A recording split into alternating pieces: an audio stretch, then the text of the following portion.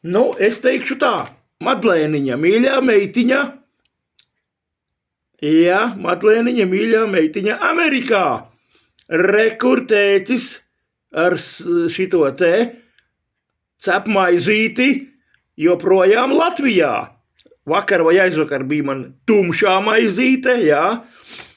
Nu, tu man arī saimniecīte laba savai ģimenei visu, ko cepu un taisi un darīju, kad es biju Amerikā pie tevīm, tu taču arī man devi paštaisīt to maizi un ko tik tur netaisīja visādus brīnumus un tā kā Madlēniņa tētis arī, un tu esi liela malacīte man, ka tu tur visu, ko cepu un šmorē un dari un tev ir iespējas un tev